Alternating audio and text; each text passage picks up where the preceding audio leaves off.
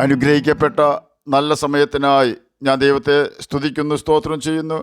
ദൈവവചനം ശ്രവിച്ചുകൊണ്ടിരിക്കുന്ന എല്ലാ ദൈവമക്കൾക്കും വീണ്ടും വരാമെന്നരുളി ചെയ്തവനായ കർത്താവായ യേശു ക്രിസ്തുവിൻ്റെ ധന്യനാമത്തിൽ ഞാൻ എൻ്റെ സ്നേഹവന്ദനം അറിയിക്കുന്നു. ഇന്ന് നാം പഠിക്കുവാൻ തുടങ്ങുന്നത് 77-ാം സങ്കീർത്തനമാണ്. ആസാഫാണ് ഈ സങ്കീർത്തനം എഴുതിയതെന്ന് ഹെഡിങ്ങിൽ രേഖപ്പെടുത്തിയിരിക്കുന്നു. ദൈവത്തെ പാടി സ്തുതിക്കേണ്ടതിന് ദാവീദ് രാജാവ് ദൈവാലയത്തിൽ നിയമിച്ച 3 പ്രധാന സംഗീതജ്ഞരിൽ ഒരാളാണ് ആസാഫ്. പ്രാർത്ഥനയ്ക്ക് മറുപടി ലഭിക്കുവാൻ താമസിക്കുമ്പോൾ ഉണ്ടാകാറുള്ള ഒരു പ്രതികരണമാണ് 1-ാം വാക്യത്തിൽ നാം കാണുന്നത്. ദൈവത്തോട് തന്നെ നിലവിളിക്കുമെന്നാണ് ഭക്തൻ ഇവിടെ പ്രസ്താവിച്ചിരിക്കുന്നത്. മറുപടി വൈകിപ്പോയി എന്നതിനാൽ കർത്താവിനെ ഉപേക്ഷിച്ച് എങ്ങും പോവുകയില്ല എന്ന ധ്വനി 77-ാം സങ്കീർത്തനം 1-ാം വാക്യത്തിൽ നമുക്ക് കാണുവാൻ സാധിക്കും. പുറപ്പാട് പുസ്തകം 14-ാം അധ്യായം 10 മുതൽ 17 വരെയുള്ള വാക്യങ്ങളിൽ വഴി അടഞ്ഞ ഒരു ജനതയെ കാണുവാൻ കഴിയും. മുന്നോട്ടോ പിന്നോട്ടോ ഇരുവശത്തേക്കുമോ പോകുവാൻ കഴിയാത്ത ഒരിടത്ത് ശത്രുക്കളാൽ വളയപ്പെടുമ്പോൾ ഇസ്രയേൽ മക്കളെപ്പോലെ നാം നിലവിളിച്ചാൽ പ്രതീക്ഷിക്കാത്ത സ്ഥലത്തു നിന്നും നമുക്ക് രക്ഷ അയക്കുവാൻ യേശു ശക്തിയുള്ളവനാണ്. ദാഹം കൊണ്ട് തൻ്റെ കുഞ്ഞ് മരിക്കുവാൻ തുടങ്ങുമ്പോൾ അവനൊരു കുറുങ്കാട്ടിൽ തണലിൽ ഇട്ട് തൻ്റെ മകൻ്റെ മരണം എനിക്ക് കാണേണ്ട എന്ന് പറഞ്ഞ് ഉറക്കെ നിലവിളിച്ച ഹാഗാറിനെ നമുക്ക് ഉൽപ്പത്തി പുസ്തകം 21-ാം അധ്യായം 15-16 വാക്യങ്ങളിൽ കാണുവാൻ കഴിയും. ഉൽപ്പത്തി പുസ്തകം 21-ാം അധ്യായം 17-ാം വാക്യത്തിൽ ദൈവം ബാലൻ്റെ നിലവിളി കേട്ടു എന്നാണ് രേഖപ്പെടുത്തിയിരിക്കുന്നത്. ദൈവത്തിൻ്റെ ഒരു ദൂതൻ ആകാശത്തു നിന്ന് ഹാഗാറിനെ വിളിച്ച് അവളോട്, ഹാഗാറെ, നിനക്ക് എന്താ, നീ ഭയപ്പെടേണ്ട, ബാലൻ ഇരിക്കുന്നിടത്ത് നിന്ന് അവൻ്റെ നിലവിളി ദൈവം കേട്ടിരിക്കുന്നുവെന്ന് ഉൽപ്പത്തി പുസ്തകം 21-ാം അധ്യായം 17-ാം വാക്യത്തിലും, ദൈവം അവളുടെ കണ്ണ് തുറന്നു, അവളൊരു നീരുറവ കണ്ടു എന്ന് ഉൽപ്പത്തി പുസ്തകം 21-ാം അധ്യായം 18-ാം വാക്യത്തിൻ്റെ അവസാന ഭാഗത്തും രേഖപ്പെടുത്തിയിരിക്കുന്നു. എന്നാൽ ശിംശോൻ വളരെ ദാഹിച്ചിട്ട് യഹോവയോട് നിലവിളിച്ചു, അടിയൻ്റെ കയ്യാൽ ഈ മഹാജയം നീ നൽകിയല്ലോ, ഇപ്പോൾ ഞാൻ ദാഹം കൊണ്ട് മരിച്ച് അഗ്രചർമ്മികളുടെ കയ്യിൽ വീഴണമോ എന്ന് പറഞ്ഞു. അപ്പോൾ ദൈവം ലേഹിയിൽ ഒരു കുഴി പിളരുമാറാക്കി അതിൽ നിന്നും വെള്ളം പുറപ്പെട്ടു. അവൻ കുടിച്ച് ചൈതന്യം പ്രാപിച്ച് വീണ്ടും ജീവിച്ചു എന്ന് ന്യായാധിപന്മാരുടെ പുസ്തകം 15-ാം അധ്യായം 18-ഉം 19-ഉം വാക്യങ്ങളിൽ രേഖപ്പെടുത്തിയിരിക്കുന്നു. നാം കേട്ട കാര്യങ്ങളിൽ നിന്നും ഓർത്തിരിക്കേണ്ടതായ കാര്യങ്ങൾ: വഴിയില്ലാത്ത സ്ഥലത്ത് പുതുവഴി തുറക്കുവാനും, നീരുറവ കാണത്തക്കവണ്ണം കണ്ണു തുറക്കുവാനും, നീരുറവ ഇല്ലാത്ത സ്ഥലത്ത് നീരുറവ ഉണ്ടാക്കുവാനും ദൈവം ശക്തനാണ് എന്നതാണ്. നമ്മുടെ വശത്തു നിന്നും വേണ്ടുന്നതൊന്നും മാത്രം: ജീവനുള്ള സത്യദൈവത്തോട് നിലവിളിക്കുക എന്നതാണ് അത്. ഇവിടെ ശ്രദ്ധിക്കേണ്ട മറ്റൊരു കാര്യം, ഹാഗാർ നിലവിളിച്ചുവെന്ന് രേഖപ്പെടുത്തിയിരിക്കുന്നത് നാം കേട്ടു. എന്നാൽ ദൈവം കേട്ടത് ബാലൻ്റെ നിലവിളി ശബ്ദമാണ്. അത് നമ്മുടെ നിലവിളി ശബ്ദം ദൈവം കേൾക്കുവാൻ തക്കവണ്ണം നിർമ്മല ഹൃദയത്തിൽ നിന്നുള്ളതാണെന്ന് നാം തന്നെ ഉറപ്പ് വരുത്തണം. കാരണം ഹൃദയത്തിൽ അകൃത്യം കരുതിക്കൊണ്ടുള്ള പ്രാർത്ഥനയും നിലവിളിയും ദൈവം കേൾക്കുകയില്ല എന്ന് ദാവീദ് സൂചിപ്പിച്ചിട്ടുണ്ട്. ആകയാൽ നമുക്ക് തെറ്റുകൾ ഏറ്റുപറഞ്ഞ് ഉപേക്ഷിച്ചുകൊണ്ട് യേശുവിനോട് നിലവിളിക്കാം. അവൻ നമ്മുടെ കരച്ചിലിൻ്റെ ശബ്ദം കേൾക്കാതിരിക്കുകയില്ല. കാരണം പാപം വഴിയ സകലത്തിലും നമുക്ക് തുല്യം പരീക്ഷിക്കപ്പെട്ടവനാണ് കർത്താവായ യേശു ക്രിസ്തു. 77-ാം സങ്കീർത്തനം 2-ാം വാക്യത്തിൽ സങ്കീർത്തനക്കാരൻ പറയുകയാണ്, കഷ്ടദിവസത്തിൽ ഞാൻ യഹോവയെ അന്വേഷിച്ചു എന്ന്. നമ്മുടെ നല്ല കാലത്ത് ദൈവത്തിൽ നിന്നും അകന്നു പോയാൽ കഷ്ടകാലത്ത് നാം ദൈവത്തെ അന്വേഷിക്കേണ്ടി വരും. പ്രതിസന്ധികളെല്ലാം തീർന്നുപോയി കഷ്ടത ദൈവം മറക്കി തൻ്റെ ശത്രുക്കളെയെല്ലാം ദൈവം തന്നെ നീക്കിക്കളഞ്ഞു. ശൗലൻ തൻ്റെ 2 പുത്രന്മാർ ഗിൽബോവ പർവ്വതത്തിൽ പട്ടുപോയി. എല്ലാം തനിക്ക് അനുകൂലം.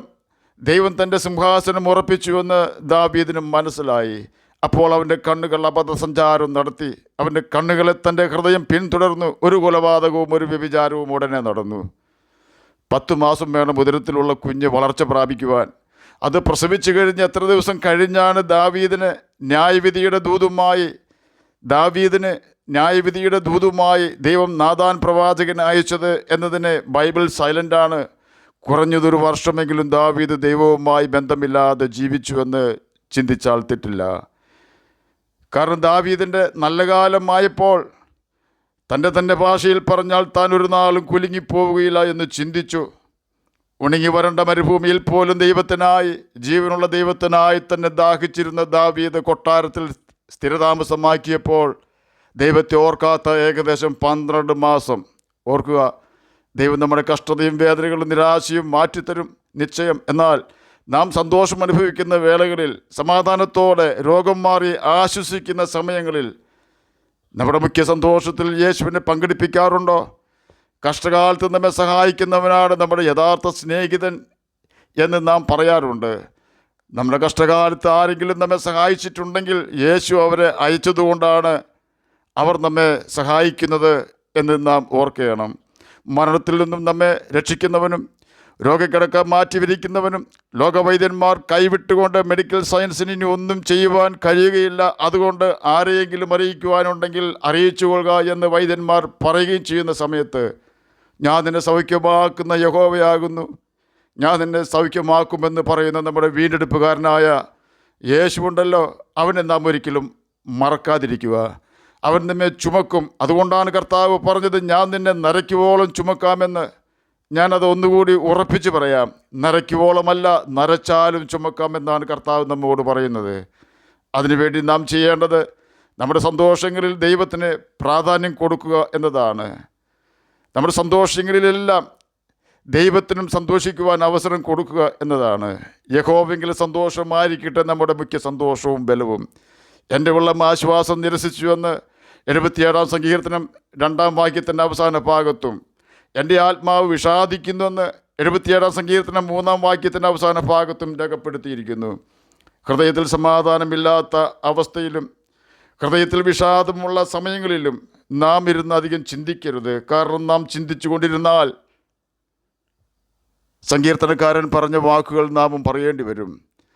തൻ്റെ വാക്കുകൾ 77-ാം സങ്കീർത്തനം 7 മുതൽ 10 വരെയുള്ള വാക്യങ്ങളിൽ നമുക്ക് വായിക്കുവാൻ കഴിയും.